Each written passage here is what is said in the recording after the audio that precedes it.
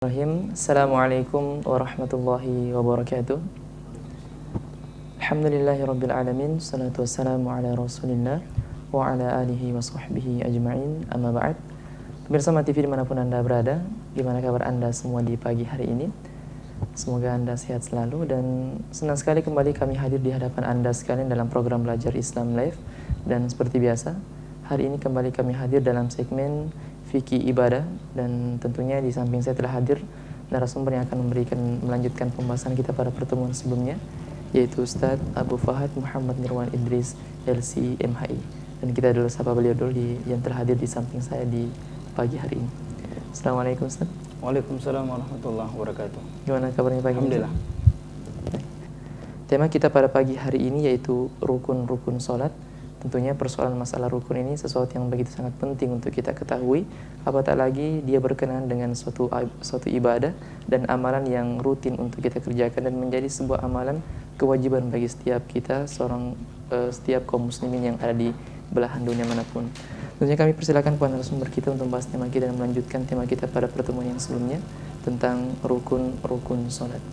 Baik. Bismillahirrahmanirrahim. Alhamdulillahirabbil alamin. Wassalatu wassalam alal mab'uthi rahmatan lil alamin wa ala alihi wa sahbihi ajma'ina wa ba'd. Para pemirsa Umat TV yang dimuliakan Allah Subhanahu wa taala. Alhamdulillah kita memuji Allah Subhanahu wa taala, bersyukur padanya pada kesempatan yang sangat baik ini kita kembali dipertemukan oleh Allah Subhanahu wa taala dalam program acara Belajar Islam Live yang berkaitan dengan segmen fikih ibadah. Ya, insyaallah kita akan melanjutkan pelajaran kita yang pada pertemuan lalu telah sampai pada pembahasan tentang arkanus shalah, rukun-rukun salat, yang ada 3 poin yang telah kita sebutkan pada pertemuan yang lalu, yang termasuk dalam kategori rukun-rukun salat. Yang pertama adalah al-qiyamu fi salatil faridah liman qadira ala dzalik, yaitu orang atau rukun yang pertama berkaitan tentang berdiri yang mesti dilakukan ketika salat yang ditunaikan adalah salat wajib. Jadi berdiri pada salat wajib bagi orang yang mampu untuk melakukannya. Adapun pada salat sunnah maka tidak diwajibkan untuk seorang sholat dalam keadaan berdiri, walaupun berdiri tentu lebih afdal. Yang kedua adalah membaca atau mengucapkan takbiratul ihram, dan yang ketiga membaca surat Al-Fatihah. Adapun rukun yang keempat adalah ar-ruku'. Hal ini berdasarkan firman Allah Subhanahu wa taala, ya ayyuhalladzina amanu ruk'u wasjudu, hai orang-orang yang beriman, hendaklah kalian ruku dan sujud. Dan begitu pula apa yang disampaikan oleh Nabi sallallahu alaihi wasallam ketika mengajarkan seorang sahabat yang disebutkan dalam hadis dikenal dengan hadis musi' salatahu, orang yang buruk salatnya, kemudian diluruskan oleh baginda Rasulullah sallallahu alaihi wasallam, maka beliau mengatakan tsummarka hatta tatma'inna raki'an, hendaklah engkau ruku sampai engkau tumakninah di dalam rukukmu. Jadi di sini ada perintah dari Nabi Shallallahu Alaihi Wasallam ketika seorang sholat untuk dia ruku, dan ruku senantiasa dikerjakan oleh Nabi kita Muhammad Shallallahu Alaihi Wasallam, dan beliau mengatakan sallu kama ra'aitumuni usolli, sholatlah kalian sebagaimana melihat kami sholat. Adapun kapankah seorang dikatakan telah ruku atau rukunya dikatakan cukup, artinya kadar minimal seseorang telah memenuhi rukun ketika dia ruku, maka para ulama kita menjelaskan bahwa paling minimal seseorang dikatakan telah ruku, yang pada asal makna inhina yaitu membungkuk, adalah ketika posisinya lebih dekat kepada ruku daripada berdiri. Sebagian lagi mengatakan ketika kedua telapak tangannya telah sampai pada kedua lututnya, memungkinkan kedua tangannya telah menyentuh kedua lututnya, maka rukuknya dikatakan sah, bukan afdal, tetapi telah dikatakan sah. Ini adalah kadar minimal ketika seorang itu dikatakan rukuk dan telah memenuhi padanya atau dia telah melaksanakan dari rukun salat walaupun dia merupakan bukan menjadi perkara yang ideal. Ya, sebaiknya ruku tentu disempurnakan ya dengan ditegakkan. Yang dimana kepala itu sejajar dengan punggung. Tetapi kapan posisinya lebih dekat kepada ruku daripada posisinya berdiri, atau kedua tangannya atau kedua telapak tangannya telah sampai pada lututnya, maka rukuknya dinyatakan sah. Kemudian rukun yang berikutnya adalah ar-raf'u minar ruku' wal i'tidalu fihi.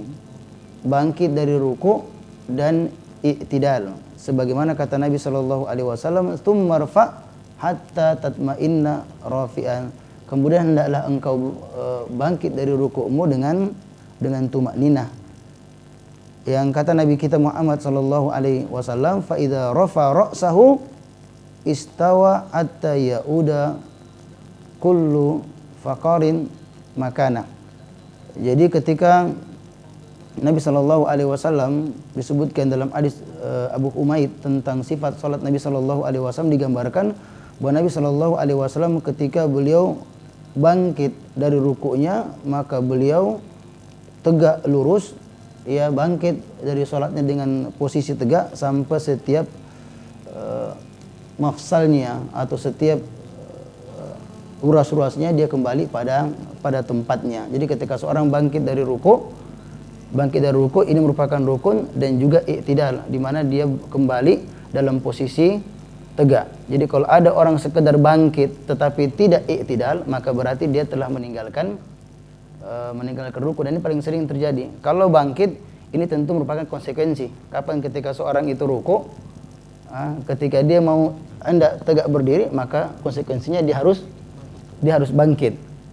Makanya para ulama kita menyebutkan dalam ruku di sini ada mengatakan cuma i'tidal, ya, karena bangkit itu adalah konsekuensi. Tapi sebagian mengatakan, dan ini yang paling masyhur di antara rukun salat adalah bangkit dari ruku kemudian berdiri i'tidal, berdiri lurus. Kapan orang cuma mengangkat saja kepalanya kemudian langsung sujud tanpa i'tidal, tanpa tegak berdiri, di mana ruas-ruasnya dibiarkan dia kembali pada tempatnya semula, maka pada saat itu dia telah meninggalkan salah satu di antara rukun salat. Kemudian rukun yang lainnya adalah sujud. Sebagaimana firman Allah ya Subhanahu wa taala, ya ayyuhalladzina amanu ruk'u wasjudu. Di sini ada perintah kepada orang-orang yang beriman untuk ruku dan sujud, dan Nabi mengatakan kepada orang yang buruk salatnya, tsummasjud hatta tatma'inna sajidan. Kemudian hendaklah engkau sujud sampai engkau tumakninah di dalam sujudmu. Ada perintah dari Nabi sallallahu alaihi wasallam ketika seorang salat dia mesti untuk sujud. Dan kata Nabi sallallahu alaihi wasallam, la tujzi salatu la yuqimu ar-rajul fiha sulbahu fir ruku' was sujud. Ya, tidak sah salat seseorang yang dia tidak menegakkan sulbinya pada saat ruku' dan juga sujud. Kata Nabi sallallahu alaihi wasallam, atimur ruku' was sujud. Hendaklah kalian sempurnakan ruku' kalian dan juga sujud kalian. Jadi berkaitan ya tentang masalah sujud, kita diperintahkan oleh Allah Subhanahu wa taala lewat lisan Rasulullah sallallahu alaihi wasallam untuk bagaimana dia mesti sujud di dalam salatnya. Dan perintah itu disebutkan secara jelas oleh Rasulullah sallallahu alaihi wasallam mesti sujud di atas 7 tulang. Sebagaimana dalam keterangan Ibnu Abbas, Nabi sallallahu alaihi wasallam mengatakan, umirtu an asjuda ala sab'ati a'dhum. Saya diperintahkan oleh Allah Subhanahu wa taala untuk sujud di atas 7 anggota tulang. Kemudian beliau sallallahu alaihi wasallam menyebutkan adalah jabhah, ya, adalah kening atau jidat, dan beliau isyaratkan sampai ke hidungnya. Kemudian kedua telapak tangan, kedua lutut, dan ujung-ujung jari. Jadi ketika sujud mesti 7 anggota tubuh ini ya sujud, dan tidak diperbolehkan untuk seorang mengangkat bagian darinya.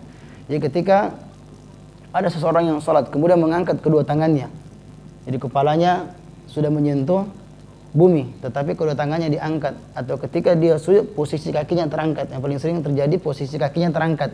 Yang kata para ulama kita, ketika ada orang sujud kemudian posisi kakinya saat sujud lebih lama di udara, ya, terangkat daripada menyentuh bumi, maka pada saat itu dikatakan sujudnya dinyatakan tidak sah, karena adanya kewajiban dalam sujud itu mesti sujud di atas 7 anggota tulang. Memang kalau dibahasakan tentang sujud, tentu sujud dengan menggunakan jidat kita. Seorang dikatakan sujud, tetapi ada hal yang mesti diperhatikan yang disebutkan oleh Nabi SAW bahwasanya tidak cukup untuk sujud dengan jidat semata, tetapi mesti dia sujud di atas 7 anggota tubuhnya, yaitu jidatnya, kedua telapak tangan, kedua lutut, dan juga ujung-ujung jarinya, ujung-ujung telapak kakinya. Kemudian di antara rukun salat yang lainnya adalah al-julusu baina sajdatain. Duduk di antara 2 sujud. Ya, tadi sujud konsekuensinya adalah ar-rafa' minas sujud, bangkit dari sujud, dan al-julus baina sajdatain. Duduk di antara 2 sujud. Ini adalah bagian dari rukun. Jadi kalau ada orang mengangkat kepalanya, ya belum tegak duduk, kemudian dia kembali sujud, maka dia telah meninggalkan salah satu di antara rukun salat. Ada orang ketika sujud membaca subhana rabbiyal a'la, subhana rabbiyal a'la, subhana rabbiyal a'la. Kemudian ia bangkit, baru tegak sedikit, belum tegak berdiri, belum tegak duduk, kembali Allahu Akbar, posisinya masih miring, belum tegak, dia membaca Rabbik firli, Rabbik firli umpamanya. Kemudian dia kembali sujud, maka berarti dia memang telah bangkit dari sujudnya, tetapi belum duduk di antara 2 sujud. Sementara duduk di antara 2 sujud merupakan bagian di antara rukun salat. Ya, kata Nabi kita Muhammad sallallahu alaihi wasallam, "Tsumma sujud hatta tatma'inna sajidan." Kemudian hendaklah engkau sujud sampai tumakninah dalam sujudmu. "Tsumma rfa' hatta tatma'inna jalisan." Kemudian bangkitlah dari sujudmu sampai engkau tumakninah pada saat duduk. "Tsumma sujud hatta tatma'inna sajidan." Kemudian kembalilah engkau sujud dalam keadaan tumakninah. Nah, dari sini kita bisa melihat bahwasanya duduk di antara 2 sujud setelah bangkit dari sujud merupakan di antara rukun-rukun salat. Kemudian rukun yang lainnya berbicara dengan apa yang telah kita sebutkan tadi, tentang ruku, bangkit dari ruku, dan juga i'tidal, kemudian sujud, bangkit dari sujud dan i'tidal. Dipersyaratkan atau termasuk bagian dari rukun salat adalah tumakninah dalam gerakan-gerakan yang tadi telah kita sebutkan. Jadi ketika seorang ruku diharuskan untuk tumakninah, karena yang mengatakan tumarka hatta tatma'inna raki'an. Nah, yang menyebutkan bukan sekedar ruku, tapi sampai tumakninah. Bangkit juga mesti dalam keadaan tumakninah, tegak, dia mesti ada tumakninah pada saat bangkit dari rukuknya, dan juga ketika dia sujud ataupun duduk di antara 2 sujud. Apa yang dimaksud dengan tumakninah? Memang tumakninah dalam bahasa Arab artinya itu tenang. Tapi yang dimasukkan oleh para ulama kita, kapan seseorang dikatakan tumakninah, sebagian ulama kita menyebutkan ketika dia hendak sujud umpamanya, tidak langsung membaca, tetapi diam sejenak, sekitar atau sekadar membaca tasbih, seperti mengucapkan subhanallah, Jadi bukan berarti ketika dia sujud langsung membaca. Sujud dulu, kemudian ada jeda, tapi sangat singkat, seakan-akan dia membaca tasbih, sekali tasbih, subhanallah. Atau dia mengatakan sampai kepalanya dia sudah tenang, pas sampai ke muka bumi ketika sujud, atau juga ketika ruku, ketika dia merasa sudah tegak, barulah kemudian dia mulai untuk membacanya. Jadi diharuskan ketika kita melakukan ruku, bangkit dari ruku, ketika i'tidal, sujud, bangkit dari sujud, harus disertai dengan tumakninah. Maka barang siapa yang sholat tanpa adanya tumakninah, maka berarti dia telah meninggalkan salah satu di antara rukun sholat. Dan ini sering terjadi. Kita dapatkan orang-orang ketika mengerjakan sholat, entah dengan kapasitas sebagai imam atau juga sebagai ketika sholat sendiri. Ada imam, dia sholat tanpa tumakninah. Jika saya imamnya sholatnya tidak tumakninah, maka bagaimana dengan para jamaahnya? Bahkan di antara kesalahan sholat ketika ada imam dia sholat dan dia tidak memberikan kesempatan kepada para makmumnya untuk tumakninah di dalam sholatnya. Memang bacaan sholat yang wajib, sebagaimana akan disebutkan ketika ruku, ketika sujud atau dia duduk di antara dua sujud cuma sekali saja. Ya, ketika orang mengucapkan subhana rabbiyal azim sekali saja, maka dia telah memenuhi wajib-wajib salat. Ya, ketika dia bangkit ketika sujud juga seperti itu, ketika bangkit dari sujud mengucapkan rabbi firli sekali saja, maka sudah dikatakan sah. Tapi yang jadi problem ketika ada orang mengerjakan salat kepalanya belum sampai ke bumi pada saat sujud, dia belum sampai kepalanya sudah membaca bacaan sujud. Ya kan ada seperti itu. Ya saking cepatnya ketika dia sujud kepalanya belum sampai di bumi dia sudah baca subhana rabbiyal a'la, subhana rabbil a'la. Pas kali ketiga, bacaan ketiga baru kepalanya menyentuh bumi. Ya, baru menyentuh tanah langsung kembali lagi. Ya seperti bola yang mental. Ya. Nah, ini sering kita dapatkan. Nah, kalau yang seperti ini maka sangat jelas bahwasanya dia meninggalkan tumaknina. Bahkan para ulama kita menyebutkan bahwasanya salah satu alasan makmum bisa meninggalkan imam adalah ketika mendapatkan imamnya tidak tumaknina dalam salatnya. Namanya mufaraqatul jamaah. Datang ke masjid, tiba-tiba dia mendapatkan imam tidak tumaknina dalam salatnya, maka pada saat itu dia teruskan saja salatnya dan tidak terikat dengan gerakan imam. Sementara pada dasarnya disebutkan innama ju'ilal imam liyutamma bihi. Sesungguhnya imam itu diangkat untuk diikuti. Tetapi ketika dia meninggalkan rukun-rukun salat yang dia merupakan bagian inti dari salat tersebut, kapan rukunnya ditinggalkan maka ruh dari salat itu telah hilang. Maka tidak diperbolehkan untuk terikat dengannya, bahkan silakan untuk dia melanjutkan ya salatnya sendiri. Dan ketika dia mengetahui imamnya masih seperti itu, maka tidak diperbolehkan salat di belakang imam yang memang tidak tumakninah di dalam salatnya. Kita sebutkan tadi kalau kebetulan kita masuk ke masjid karena kita tidak lihat siapa imamnya, kita masuk ke masjid ya singgah di suatu masjid ternyata imamnya tidak tumakninah, maka boleh kita teruskan salat ya tanpa terikat dengan imam. Tapi kalau di tempat kita ada imam seperti itu, maka tentu dengan cara-cara baik diupayakan untuk bagaimana menyampaikannya lewat pihak-pihak tertentu yang mungkin lebih bisa didengarkan, atau juga menyampaikan secara langsung kalau mampu untuk memberikan penjelasan secara baik berkaitan tentang masalah tersebut. Nah, kalau tidak bisa dan ia bersekukuh tidak merubah apa yang dia lakukan, maka dia tidak pantas untuk menjadi imam, dan pada hakikatnya tidak boleh juga kita sholat di belakang imam yang sholat ya seperti itu. Karena Nabi SAW pernah mengatakan ke orang tidak tumakninah, irji fasholli fa innaka lam tusalli. Seorang sahabat Nabi SAW yang punya keyakinan baik, hanya saja beliau belum mengerti tentang bagaimana sholat yang benar. Masuk masjid, kemudian beliau sholat, setelah sholat sampaikan salam kepada Nabi SAW, kemudian Nabi mengatakan irji fasholli fa innaka lam tusalli, kembalilah engkau sholat karena pada hakikatnya engkau belum sholat. Ternyata kalau kita perhatikan ketika Nabi mengajarkan orang yang sholatnya buruk tersebut, ternyata berbicara banyak tentang tumakninah. Ya, summa raka'at tatma'inna rakiyan. Ketika ruku dikatakan hendaklah engkau ruku dengan tumakninah.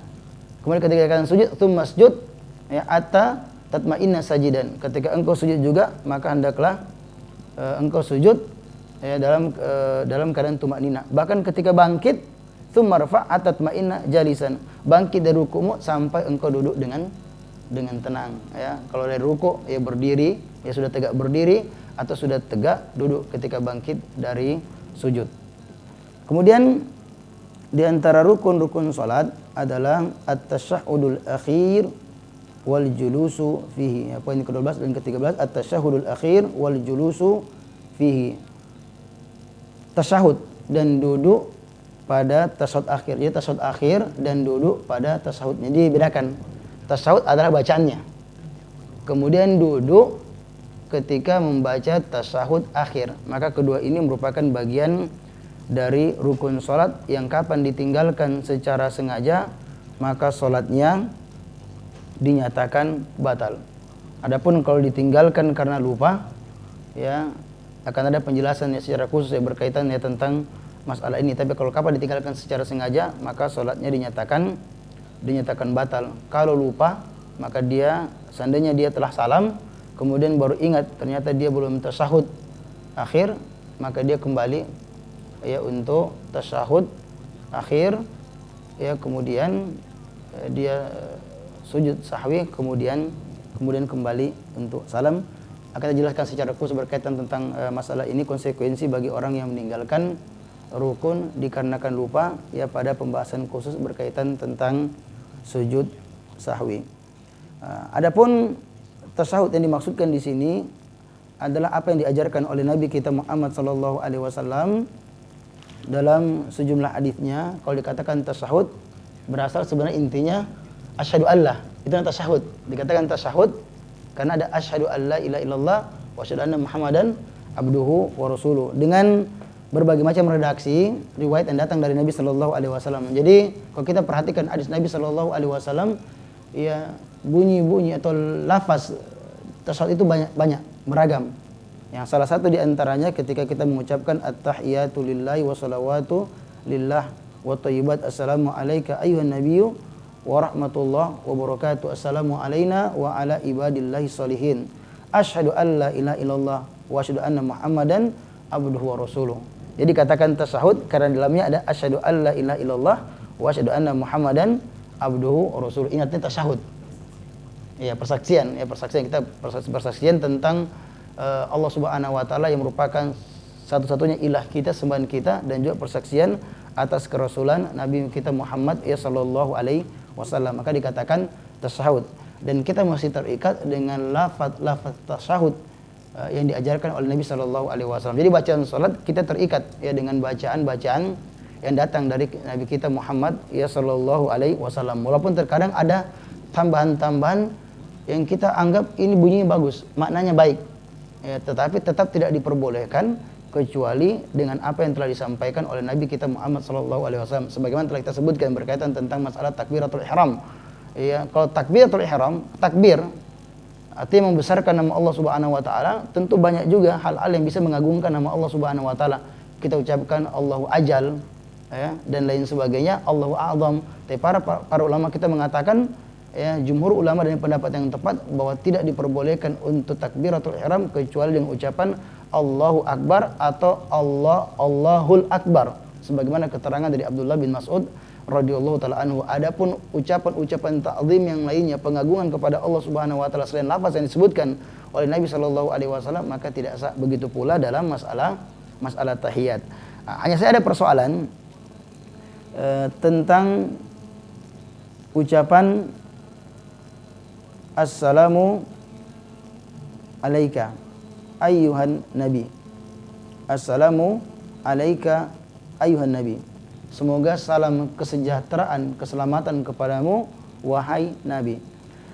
Disebutkan di dalam sejumlah riwayat yang datang dari Ibnu Mas'ud radhiyallahu taala anhu, ada perubahan atau perbedaan sebelum meninggalnya Nabi sallallahu alaihi wasallam dan juga setelahnya, yang dimana ada lafaz assalamu ala nabi, bukan assalamu alaika ayuhan nabi, tapi langsung assalamu ala nabi, semoga salam kesejahteraan kepada nabi. Sebagian sebutkan juga di dalam lafaz Bukhari tentang tasahudnya Nabi sallallahu alaihi wasallam, tentang tasahud, ya, sebutkan dalam sebuah hadis dari Ibnu Mas'ud. Ini keterangan Ibnu Mas'ud, ya, bukan ucapan langsung dari Nabi kita Muhammad, ya, sallallahu alaihi wasallam, di mana Ibnu Mas'ud meriwayatkan wa huwa baina dhahranina.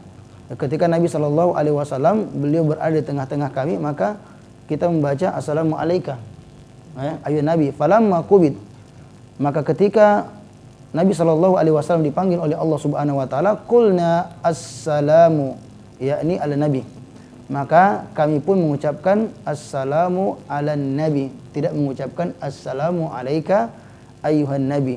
Dan riwayat ini juga, ya, disahihkan, ini riwayat yang sahih sebagaimana diterangkan, ditegaskan, ya, kan lafaznya Bukhari, dan juga ditegaskan oleh Imam Ibnu Hajar Al-Asqalani rahimahullahu taala ketika beliau mengatakan qad sahha bila raib, bahwasanya hadis ini adalah hadis yang sahih, yang tidak diragukan. Maka dari sini Atha yang beliau mengatakan anna sahaba kan yaqulun wan nabi hai assalamu alayka ya nabi, bahwa para sahabat biasanya mengucapkan ketika tasyahud pada saat Nabi sallallahu alaihi wasallam masih hidup, assalamu alayka ayyuhan nabi, semoga salam kesejahteraan atasmu wahai nabi. Falamma mat qalu assalamu ala nabi, namun ketika beliau alaihi wasallam meninggal dunia, maka mereka mengucapkan assalamu ala nabi. Ya, semoga salam kesejahteraan kepada Nabi, dan sanad ini adalah sanad yang sahih. Tapi meski demikian, ya karena bunyi-bunyi riwayat yang datang dari Nabi Shallallahu Alaihi Wasallam yang menyebutkan assalamu alayka ayyuhan Nabi, yang langsung dari Nabi kita Muhammad Shallallahu Alaihi Wasallam, maka tetap hal ini berlaku karena hadis tidak berbicara tentang apakah bunyi tersebut dia telah dihapus atau tidak. Ya, karena ada penjelasan khusus, ya kaidah dari para ulama kita tentang pembahasan tentang yang namanya nasikh wa mansukh, ya, tentang suatu wahyu entah dari Al-Quran atau Sunnah Nabi Shallallahu Alaihi Wasallam yang telah diamalkan oleh kaum muslimin, kemudian kapankah dia dinasakh atau dihapus secara hukum. Maka untuk kasus yang seperti ini tetap tidak dianggap bahwasanya ucapan assalamu alayka ayyuhan nabi dia telah terhapus. Maka tidak mengapa ketika kita membaca assalamu alayka ayyuhan nabi yang merupakan pendapat jumhur di kalangan para ulama kita, tetapi kalau kita membacanya juga sebagaimana keterangan Ibnu Mas'ud dengan mengatakan assalamu ala nabi, maka ini juga tidak menjadi persoalan. Jadi al-amru fi yusur, ya silahkan kita memakai lafaz assalamu alayka ya nabi atau langsung assalamu ala nabi. Kemudian rukun yang berikutnya adalah taslim. Taslim yaitu salam, yang dia merupakan penutup dari salat, ya sebagaimana yang disebutkan oleh hadis Nabi sallallahu alaihi wasallam, wa tahliluha taslim. Jadi yang menghalalkan itu artinya menjadikan seorang itu bisa melakukan aktivitas selain salat adalah taslim. Dia penutup. Ya, ketika seorang mengerjakan salat dan terjadi ucapan dan perbuatan semenjak takbiratul ihram, maka dia dilarang untuk melakukan aktivitas selain yang berkaitan dengan ini secara dasar, secara prinsip dasar. Dia tidak diperbolehkan ya makan, tidak boleh bekerja, tidak boleh melakukan hal yang tidak memiliki kaitan dengan salat. Nah, nanti kalau dia sudah tahlil, ya, itu dengan cara salam. Ketika dia tutup dengan salam, maka setelahnya dia boleh melakukan hal-hal yang tidak berkaitan dengan masalah salat. Kata Aisyah radhiyallahu taala anha, karena Nabi sallallahu alaihi wasallam yakhtimus salata bitaslim, bahwa Nabi sallallahu alaihi wasallam menutup salatnya dengan taslim, dengan salam, dan ini senantiasa dikerjakan oleh Nabi kita Muhammad sallallahu alaihi wasallam. Jadi tidak boleh ketika seorang dia salat, ya sudah tasahud akhir, duduk pada tasahud akhir, kemudian dia selesaikan salat tanpa salam, karena dia dianggap belum selesai dari salatnya dan telah meninggalkan rukun. Nah, hanya saja ada pembahasan di kalangan para ulama kita tentang apa yang termasuk rukun di sini. Apakah 1 kali salam atau rukunnya 2 kali salam? Assalamualaikum warahmatullah, ya, sebelah kanan. Kemudian yang kedua, assalamualaikum warahmatullah. Kan 2 kali salam. Tapi apakah dua-duanya itu adalah rukun atau cukup sekali saja? Assalamualaikum warahmatullah, dia adalah rukun salat. Adapun yang kedua adalah apa? Adalah sunnah. Menurut pendapat mayoritas para ulama kita bahwasanya salam yang pertama adalah rukun, yang kedua adalah sunnah. Bahkan Imam Nawawi agak berlebihan, beliau mengatakan para ulama yang terpandang, yang dianggap pendapat mereka telah sepakat bahwasanya yang wajib itu hanyalah 1 kali salam. 1 kali salam. Tentu disunnahkan untuk 2 kali salam. Enggak ada masalah dalam hal ini. Hanya saja manakah apakah yang dikatakan wajib? Ya, sampai apakah sekali sudah dikatakan cukup ataukah 2 kali? Kalau 2 kali itu afdal tentunya.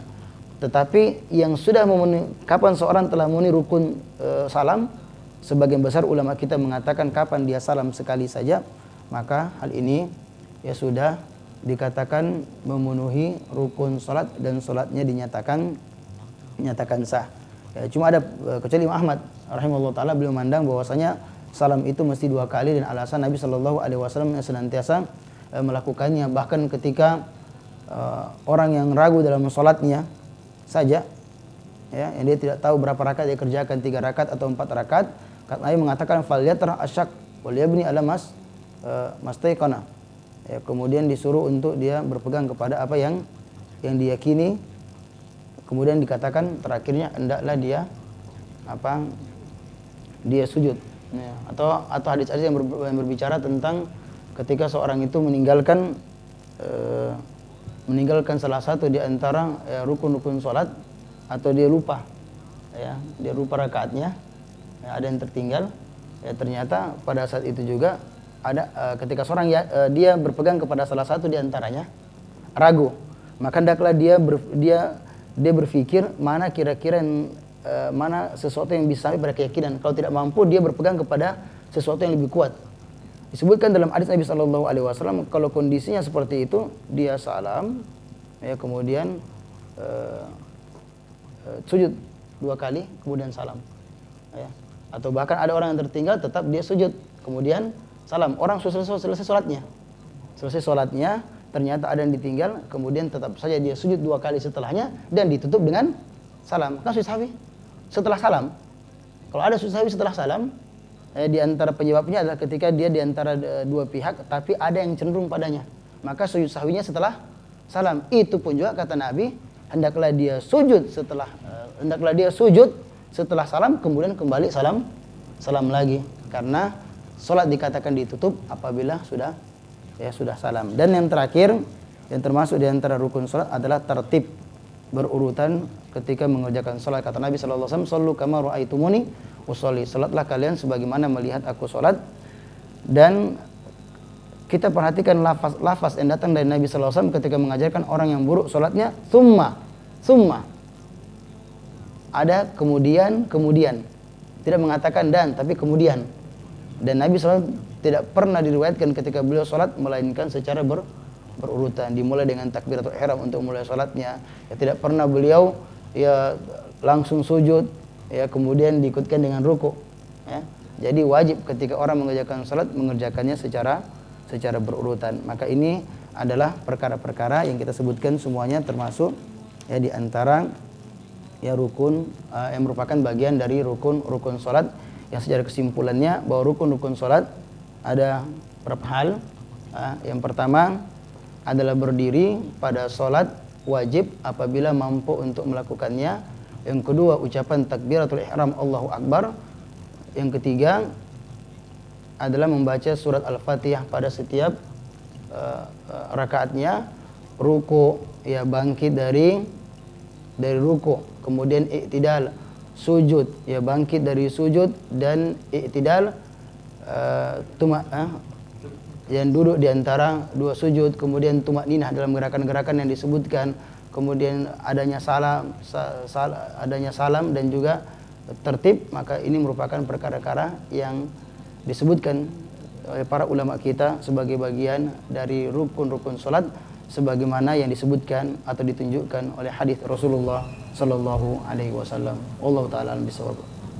Baik, pemirsa TV dimanapun Anda berada, menarik sekali pembahasan kita pada pagi hari ini berkenaan masalah rukun-rukun sholat. Namun jangan beranjak dulu dari layar kaca Anda, karena kami akan kembali setelah jeda berikut ini. Terima kasih masih bersama kami dalam program Belajar Islam Live dalam segmen Fikih Ibadah bersama narasumber kita Ustadz Abu Fahad Muhammad Nirwan Idris, LC/MHI.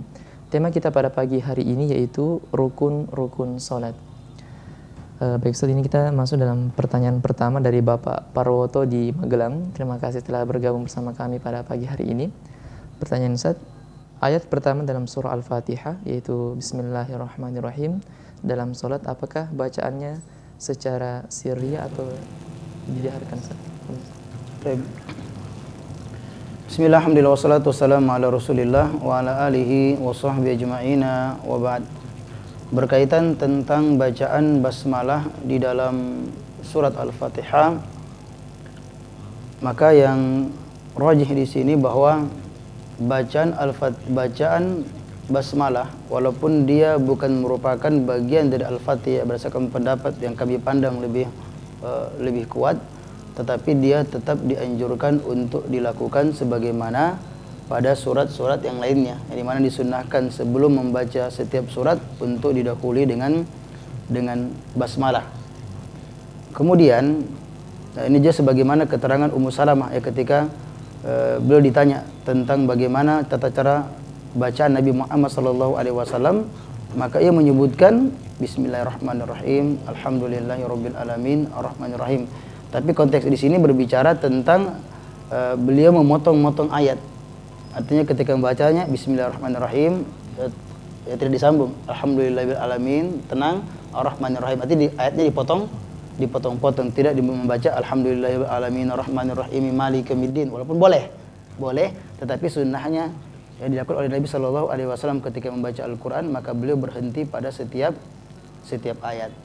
Nah, pertanyaan tadi, apakah bacaan basmalah itu disirkan atau dijaharkan?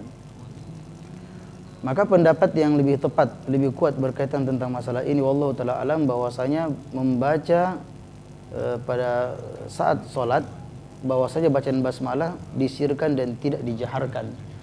Hal ini berdasarkan keterangan yang termaktub dalam Sahih Bukhari dan Muslim dari sahabat yang mulia Anas bin Malik radhiyallahu taala anhu, "Shalaitu khalfan Nabi sallallahu alaihi wasallam wa Abu Bakar wa Umar wa Utsman wa kanu yaftatihuna bi alhamdulillahi rabbil alamin." Bahwasanya saya telah salat di belakang Nabi Muhammad sallallahu alaihi wasallam dan 3 khulafa rasyidin yang menjadi imam. Abu Bakar, Nabi sallallahu alaihi wasallam mengerjakan salat rutin. Abu Bakar, Umar dan Utsman, dan mereka memulai salat mereka dengan membaca alhamdulillahi rabbil alamin. Sehingga ada di kalangan para ulama kita seperti dari kalangan Malikiyah yang mengatakan bahwasanya bismillah itu bukan merupakan ayat dari surah Al-Fatihah, maka sama sekali tidak dibaca. Apalagi hadis ini mengatakan dan beliau memulai salatnya dengan alhamdulillahi rabbil alamin. Mereka memahami sama sekali tidak dibaca. Kata-kata tadi tetap dibaca karena Ummu Salamah menyebutkan membacanya. Ada riwayat lain yang menjelaskan apa artinya dan beliau memulai salatnya dengan alhamdulillahirabbil alamin. Disebutkan wala yaqrauna bismillahirrahmanirrahim, dan mereka tidak membaca bismillahirrahmanirrahim. Ternyata dimaksudkan dengan tidak membaca bismillah adalah tidak dijaharkan. Karena Anas mengatakan mereka memulai secara jahar adalah dengan membaca alhamdulillahirabbil alamin, karena itu didengarkan. Ya, disebutkan tidak membaca basmalah, maksudnya di sini bukan tidak dibaca, tetapi tidak dibaca secara dijaharkan. Apalagi ada keterangan dalam keterangan Daruqutni yang berbicara juga tentang hadis ini, wa kanu yusirruna bi basmalah, dan mereka mensirkan bacaan bismillah. Jadi dari hadis ini menunjukkan bahwasanya apa yang disampaikan oleh Anas bin Malik radhiyallahu taala anhu, semenjak salat di belakang Nabi sallallahu alaihi wasallam, kemudian Abu Bakar, Umar dan Utsman, Nabi sallallahu alaihi wasallam tidak menjaharkan basmalah, langsung membaca yang dikeraskan adalah alhamdulillahirabbil alamin, walaupun membaca bismillah adalah merupakan perkara yang termasuk di antara sunnah-sunnah di dalam salat, ya, tetapi bukan menjadi hal yang harus dibaca. Dan toh bagi pun yang mengatakan dia bagian dari Al-Fatihah yang mesti dibaca, tetapi berdasarkan hadis ini menunjukkan dia tidak dianjurkan untuk menjaharkan bacaan basmalah, tetapi yang sunnah adalah mensirkan bacaan basmalah. Pendapat yang lain mengatakan bahwasanya dianjurkan untuk dijaharkan. Jadi hadis yang digunakan adalah hadis Abu Hurairah ketika mencontohkan sifat salat Nabi sallallahu alaihi wasallam, ternyata dia menjaharkan bacaan basmalah dan mengatakan saya telah contohkan kepada kalian salatnya Nabi kita Muhammad ya sallallahu alaihi wasallam, walaupun tidak terdapat di dalam sahih. Jadi kalau dari sisi hadis, bahwasanya tarjih dari sisi hadis, bahwasanya hadis Anas bin Malik itu lebih kuat daripada hadis Abi Hurairah, karena secara kalau dalam keadaan dikatakan dalam metode tarjih, ketika terjadi ada ta'arud, ada pertentangan di situ, ya, dan susah untuk digabung, susah untuk dikompromikan, maka lebih dahulukan hadis-hadis yang memiliki sanad lebih kuat. Dan hadis Anas bin Malik secara ilmu hadis dia dipastikan kesahihannya, tidak ada khilaf di kalangan para ulama hadis tentang kesahihannya, termasuk karena dia termaktub dalam Sahih Bukhari dan Muslim. Tapi riwayat yang datang dari Abu Hurairah radhiyallahu taala anhu yang menyelisih daripada hadis Anas bin Malik tersebut didhaifkan oleh sebagian ulama kita, dan sebagian lagi menerima hadis tersebut. Jadi khilaf kembali kepada persoalan hadis, tetapi lebih afdal di sini, atau yang kami pandang lebih rajih, lebih tepat untuk tidak membaca basmalah secara dijaharkan sebagaimana ditunjukkan dalam hadis Anas bin Malik yang dia menyampaikan keadaan pada masa Nabi dan sepeninggal Nabi kita Muhammad sallallahu alaihi wasallam. Boleh ada kemungkinan Abu Hurairah menyebutkan pertama hadisnya sahih, dhaif. Seandainya hadisnya pun juga sahih, maka Abu Hurairah tidak menggambarkan tentang situasi yang terjadi sepanjangnya. Ya, sementara Anas bin Malik menggambarkan situasi semenjak masa Nabi sallallahu alaihi wasallam yang pada masa Nabi ada kemungkinan akan berubah. Ya, tetapi ternyata digambarkan juga pada masa Abu Bakar, Umar, Utsman, dan mereka ketika mulai sholatnya langsung dikeraskan bacaan Alhamdulillahirabbil alamin dan tidak dijaharkan ucapan Bismillahirrahmanirrahim. Wallahu taala alam bisawab. Baik, itu tadi pertanyaan dari Bapak Parwoto di Magelang. Kemudian selanjutnya pertanyaan dari Bapak Asnawi di Toli-Toli, Sulawesi Tengah. Terima kasih telah bergabung bersama kami pada pagi hari ini. Pertanyaan Ustaz, sahkah sholat kita ketika kita tertidur sekejap di dalam sholat pada saat tasyahud akhir? Dan bolehkah mengangkat seorang imam yang sering tertidur di waktu tasyahud akhir? Ya. Tidur, sebagaimana yang telah kita sebutkan, dia termasuk perkara yang membatalkan sholat dalam keadaan, dalam kondisi ketika dia sudah hilang sama sekali ihsas. Tidak ada kesadaran sama sekali, tidak merasakan sesuatu dan apa yang ada terjadi di sekelilingnya, dan itu tidak terjadi hanya dengan sekejap saja. Nah, itu tidak terjadi hanya dengan sekejap. Itu kadang lalai, ya, ada sesuatu. Maka kalau tidurnya cuma seperti itu, maka termasuk dalam kategori ngantuk. Dan itu tidak dikatakan hal yang membatalkan wudhu. Maka ketika ada seorang sholat maka tiba-tiba seperti ada kehilangan kesadaran sebentar, ya dia tidak pingsan. Dia juga tidak tidur sebenarnya, tapi cuma tidur sangat singkat sekali, ya.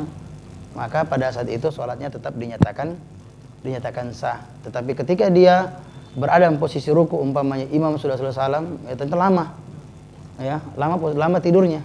Ini menunjukkan bahwasanya bukan sejenak sekali, tapi memang dia tidur, ya, hilang sama sekali rasa. Maka walaupun dia posisinya dalam keadaan sujud, ya, sujud atau posisinya duduk, ternyata orang sudah pada sujud, ternyata dia tidur, ya, tidur dan nampak tidurnya, maka berarti sholatnya telah dinyatakan. Kapan dia sadar, maka dia mesti untuk mengulang sholatnya. Maka karena sholatnya dinyatakan telah batal. Tapi kalau yang situasi digambarkan tadi hanya sekejap saja, maka dia masih belum termasuk dalam tidur yang dengannya membatalkan wudunya atau membatalkan sholatnya. Kemudian pertanyaan yang bergandeng dengannya adalah imam yang didapati, ya, sering tidur. Saya tidak tahu, ya, apa kalau imam kan diikuti, ya. Kalau memang imam tidak pernah, imam yang dimaksudkan di sini sering sekali dia tidur sampai mendapatkan penjelasan setelahnya, ya, dia lama sekali tidak salam-salam, ya, dan itu terjadi berulang-ulang, nah, itu berarti memang dia tidur, ya. Tapi kalau cuma ngantuk-ngantuk saja, maka sholatnya tetap sah. Tetapi hendaknya diobati, ya, hal-hal yang seperti ini, karena imam itu mesti untuk diikuti berkaitan dengan maslahat sholat. Nah, khawatir kalau imam ketika dia tidur, ya, kelamaan, ya, sambil makmum belakang bertanya-tanya, ya, ada apa yang terjadi, ya. Tapi asalnya kalau dia masih dalam taraf yang normal, maka karena makmum tidak tahu apa yang terjadi di depannya, maka dia tetap mengikutinya sampai salam. Kecuali kalau sudah sangat lama di luar daripada kebiasaan, sangat lama. Maka dalam keadaan seperti itu, maka mereka bisa salam, ya, tanpa mengikuti dengan imam, kemudian, ya, dibangunkan imamnya. Ya, Allah taala bisa. Baik, itu tadi pertanyaan dari Bapak Asnawi di Toli-Toli, Sulawesi Tengah. Kemudian selanjutnya pertanyaan dari Zulkarnain di Sumatera Barat. Terima kasih telah bergabung bersama kami pada pagi hari ini. Pertanyaannya, Ustaz, kalau wanita sementara dalam sholat kemudian waktu berdiri melipat tangannya ke dada, mukanya juga ikut terlipat, Ustaz. Apakah hal yang seperti ini sesuaikan dengan sholatnya Rasulullah SAW? Ya. Jadi di antara sunnah di dalam sholat adalah meletakkan, ya, tangan kanan di atas lengan yang kiri, ya, karena disebutkan Nabi SAW an yada yadahu al-yumna ala dhira'i al-yusra. Seseorang itu ketika sholat maka mereka disyariatkan untuk meletakkan tangan kanannya, ini kalau dikatakan tangan sampai dengan pergelangan tangan dalam bahasa Arab. Kalau sebutkan secara mutlak, al-yad artinya tangan ini. Jadi meletakkan tangannya, ya, artinya telapak tangan, kalau kita lebih mudahkan, meletakkan telapak tangan kanannya di atas ya dhira, ya lengan kirinya. Ya, lengan dhira ini itu bagian sampai sini lengan. Maka disebutkan dalam hadis Nabi sallallahu alaihi wasallam yang sangat ideal ketika tangannya itu ya sampai pada punggung tangannya, ketika pada side dan terus pergelangan tangannya, dan juga awal dari bagian depan dari lengannya. Maka inilah sifat yang paling afdol. Yang dilarang adalah ketika seorang itu ya ketika dia bersedekap dia tidak bersedekap tetapi justru tolak pinggang, ini merupakan hal dilarang. Tapi kalau bersedekap meletakkan tangan kanan di atas tangan kiri, maka itu merupakan perkara yang disunnahkan, dan pendapat yang lebih kuat dia letakkan di atas dada. Berdasarkan hadis yang sahih yang datang Nabi sallallahu alaihi wasallam, yang tepat adalah hadis yang sahih bahwasanya Nabi sallallahu alaihi wasallam yang meletakkan tangannya di atas dada. Jadi di sini meletakkan di atas dada, bukan di lehernya. Karena sebagian sangat salah kaprah, sangat salah paham. Yang ada pembicaraan para ulama kita di dada atau di bawah pusar. Dalam hadis Ali disebutkan di bawah pusar, dan ini disepakati oleh ulama dari kalangan Ahnaf menerima hadis tersebut, tapi hadisnya dhaif. Yang tepat hadisnya dhaif. Nah, tersisa apakah hadisnya sahih yang ada di atas dada. Dan kami lebih menerima pendapat para ulama kita yang mengatakan bahwasanya hadis-hadis yang berbicara ya Nabi meletakkan tangannya di atas dada atau menyuruh untuk meletakkan tangan di atas dada, maka dia adalah riwayat yang sahih. Maka yang paling baik adalah meletakkannya di atas dada. Nah, ini yang tepat dalam salatnya. Nah, sekarang bagaimana kalau terlipat? Saya kurang mengerti arti mungkinannya terlipat di sini. Tapi kalau yang dianjurkan kita bersedekap ya. Mungkin pada saat menyesat kemudian ikut, namanya mungkinannya Ya, terlipat. yang penting dia tidak tersinggap auratnya. Ya, kapan kalau tersinggap auratnya maka segera untuk dia menutup auratnya kembali, kemudian bersedekap dengan cara yang baik yang tidak sampai menyingkap auratnya. Wallahu ta'ala bishawab. Atau mungkin juga kelihatan lekuk-lekuk tubuh yang lain karena mukenanya mengecil ataukah menyempit dengan disebabkan karena lipatan tangannya itu mengikuti dengan mukenanya. Kan ada syarat-syarat ketika seorang itu mengenakan mukena, mengenakan pakaian. Sebenarnya pakaian yang kita pakai sehari-hari itu sebenarnya itulah yang kita pakai dalam sholatnya. Jadi kalau kita ingin mengetahui secara simple apakah jilbab kita itu syar'i, perhatikan apakah yang kita gunakan seperti ini itu juga layak kita gunakan dalam sholat kita. Kan ada syarat-syarat bagaimana seorang itu mengenakan pakaian yang syar'i ya. Jadi walaupun terlipat tapi jelas dia akan menutup auratnya. Dan pakaiannya itu tidak boleh tipis, tapi mesti tebal. Jadi kita katakan dalam memilih mukena itu jangan hanya sekedar dilihat cantiknya saja, cantik dari sisi warna atau dari bordirannya, tetapi apakah dia memenuhi syarat pakaian yang baik atau memenuhi syarat untuk menutup aurat. Kalau tidak menutup aurat dalam arti kentara warna kulitnya, maka mesti menggunakan dalamnya. Tapi kalau cuma sekedar terlipat yang tadi disampaikan, maka sholatnya tetap dinyatakan sah. Wallahu ta'ala bishawab. Baik, itu tadi pertanyaan dari Bapak Zulkarnain di Sumatera Barat. Kemudian selanjutnya pertanyaan dari Bujang di Bintang, Kepulauan Riau. Terima kasih telah bergabung bersama kami pada pagi hari ini. Pertanyaannya, Ustaz, bagaimana nilai sholat jemaah ketika bila mengikut imam yang cepat kemudian tidak sempat tumakninah ini, Ustaz? Tadi telah kita sampaikan, jadi imam itu mesti sholat dengan tumakninah, bahkan memberikan kesempatan kepada orang yang berada di belakangnya untuk tumakninah dalam sholat mereka. Kan bacaan yang wajib subhana rabbiyal azim pada saat rukuk sekali. Seandainya dia mencukupkan sekali, tetap saja dia memberikan kesempatan untuk orang tumakninah dalam sholatnya. Dia rukuk tumakninah subhana rabbiyal azim sekali, tenang ya.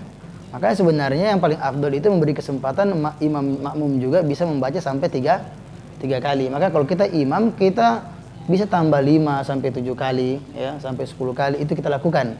Ya, karena kalau kita 3 kali berarti makmumnya cuma biasanya kalau tidak sama lebih kurang dari itu, karena imam tentu gerakannya lebih mendahului daripada makmumnya. Jadi tapi kalau dikatakan sah seandainya kita masih mendapatkan subhana rabbiyal azim ya, imam ketika rukuk kita anggap pendek atau cepat sholatnya, tapi kita masih bisa mendapatkan sekali tasbih entah pada ruku, sujud, duduk di antara dua sujud, kita masih dapat tumakninah, ya plus 1 kali tasbih, maka sholatnya dinyatakan sah. Ya, tetap bisa sholat di belakang imam seperti itu. Wallahu ta'ala bishawab. Baik, itu tadi pertanyaan dari Bujang di Bintang, Kepulauan Riau. Kemudian selanjutnya pertanyaan dari Heni di Solo, Jawa Tengah. Terima kasih telah bergabung bersama kami pada pagi hari ini. Assalamualaikum Ustaz. Dalam keadaan terburu-buru, apakah diperbolehkan membaca bacaan sholat dengan cepat? Ini dengan alasan terburu-buru. Jadi gini, sholatnya ini, terkadang kita butuh untuk memendekkan sholat kita, tetapi bukan berarti ketika meringankan sholat sampai mengorbankan rukunnya. Ya, rukunnya. Jadi kalau kita mau memendekkan sholat, meringankan sholat kita, bacaan yang biasanya kita baca panjang, kita pendekkan. Kita membaca Al-Fatihah, kemudian kita membaca surat pendek, ya, Al-Kautsar, Al-Ikhlas, ya, Al-Ikhlas. Jadi bacaannya pertama dipendekkan, kemudian mencukupkan pada perkara yang wajib. Contohnya ketika sujud kita mengucapkan subhana rabbiyal azim sekali. Ya, ketika kita sujud membaca subhana rabbiyal a'la sekali. Duduk di antara dua sujud kita membaca Rabbik firli cuma sekali saja. Ya, ini namanya kita meringankan bacaan sholat kita. Tapi kalau tidak ada tumakninah, ruku, belum ruku dia sudah membaca bacaan ruku. Nah, kepalanya harus sampai ketika ruku, sudah jelas ruku, barulah tenang sedikit, baru membaca. Dibaca cuma sekali. Tapi kalau tanpa tumakninah sama sekali, ya, tanpa tumakninah sampai kadang bacaan rukunya dibaca ketika belum sampai ruku, ya. Membaca Rabbik firli padahal dia belum tegak duduk. Dia baca lagi subhanarabbil a'la pada saat dia belum sujud, kan ada seperti itu, kasus-kasus seperti ini. Nah, kalau kayak begini maka sholatnya tidak dibenarkan karena meninggalkan tumakninah. Maka ada strategi, ada cara untuk meringankan sholat kita dengan cara meringankan bacaan, yaitu bacaannya kalau panjang dipendekkan, suratnya diperpendek, kemudian mencukupkan kepada hal-hal yang wajib-wajib saja, ya, wajib-wajib saja. Tasbihnya cuma sekali, ya, karena yang dua berikutnya adalah sunnah. Begini cara kita meringankan sholat kita dan tidak boleh mengorbankan dari hal-hal yang termasuk di antara rukun sholat seperti tumakninah. Wallahu ta'ala a'lam bishawab. Baik, itu tadi pertanyaan dari Heni di Solo, Jawa Tengah, dan menjadi pertanyaan terakhir di segmen kita pada pagi hari ini. Jazakumullah khairan atas ilmu yang disampaikan pada pagi hari ini. Dan sekali lagi kepada pemirsa Mat TV yang telah bergabung bersama kami ucapkan banyak terima kasih. Dan khususnya kepada pemirsa yang belum sempat kami bacakan, di antaranya beberapa nama yang telah masuk di meja redaksi dari Agus di Tegal, kemudian hamba Allah di Labuhan Batu, Sumatera Utara, kemudian dari Bapak Syairuddin di Bengkulu, Mama di Supandi di Palembang, Nir di Makassar, Sepul di Pemalang, Dharma di Aceh, Sulawesi Tenggara dan seterusnya, dan Rafif di Jakarta, dan masih banyak lagi pemirsa yang telah masuk di meja redaksi namun belum sempat kami bacakan pada kesempatan kali ini. Sekali lagi kami mohon maaf atas keterbatasan waktu dan ketersediaan waktu pada segmen kita pada pagi hari ini. Akhir kata, seluruh kerabat kerja yang bertugas pada pagi hari ini, saya Nuzul Haq undur diri dari hadapan Anda. Terima kasih atas segala perhatian Anda, dan kita tutup dengan doa kafaratul majelis. Subhanakallahumma wa bihamdik, asyhadu an la ilaha illa anta, astaghfiruka wa atubu ilaik. Assalamualaikum warahmatullahi wabarakatuh. Assalamualaikum warahmatullahi wabarakatuh. Waalaikumsalam.